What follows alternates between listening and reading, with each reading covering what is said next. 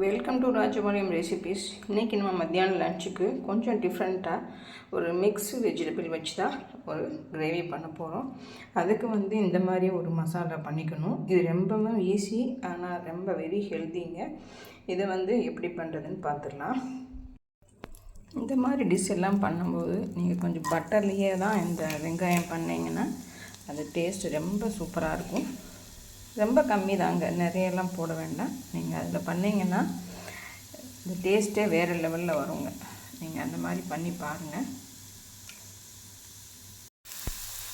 இந்த வெங்காயம் நல்ல இந்த மாதிரி ப்ரௌனிஷ் ஆகும், அந்த கேரமல் ஆனால் தான் அந்த ஸ்வீட்னஸ் உங்களுக்கு இந்த டிஷ்ஷுக்கு சூப்பராக இருக்கும். இந்த மாதிரி நல்லா பொறுமையாக பண்ணுங்கள், சூப்பராக வரும்.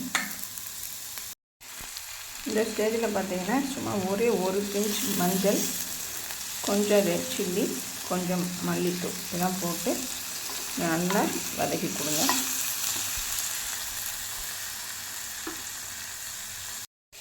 இப்போ வெங்காயம் நல்லாவே ஃப்ரை ஆகிடுச்சுங்க. இந்த நேரத்தில் ஒரே ஒரு தக்காளி போடுங்க. போட்டுட்டு இஞ்சி பூண்டு இதுக்கு உண்டான சால்ட்டு போட்டுட்டு இதை நல்லா வதக்கி கொடுங்க.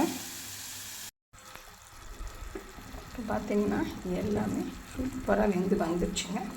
இந்த ஸ்டேஜில் நம்ம அந்த மிக்ஸ் வெஜிடபிள் எடுத்து வச்சுருக்கோம் பார்த்திங்களா, அதை அப்படியே போட்டுருங்க. எவ்வளோ கலர்ஃபுல்லாக இருக்குது பாருங்கள்.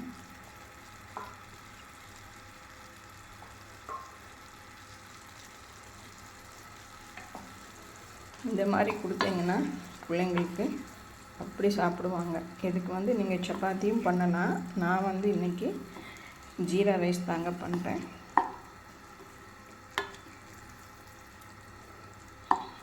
நல்லா கலந்து கொடுத்துட்டு இப்போ நம்ம அரைச்சி வச்சுருக்கோம் பார்த்திங்களா, அந்த பவுட்ரு பார்த்திங்கன்னா இந்த அளவுக்கு வந்திருக்குது. இந்த மாதிரி தான் கொஞ்சம் நீங்கள் பரப்பரன்னு அரைச்சிக்கணும். நம்ம அந்த பவுட்ரை சும்மா கொஞ்சம் தான், அந்த ஸ்மெல்லுக்காக தான் நம்ம போடுறோம். நல்ல ஒரு டேஸ்ட்டு கொடுக்குங்க இது. இந்த மாதிரி நீங்கள் இந்த பரப்பரன்னு அரைச்சி வச்சுட்டு நீங்கள் போட்டிங்கன்னா அப்படி ஒரு சூப்பராக இருக்கும். ட்ரை பண்ணி பாருங்கள்.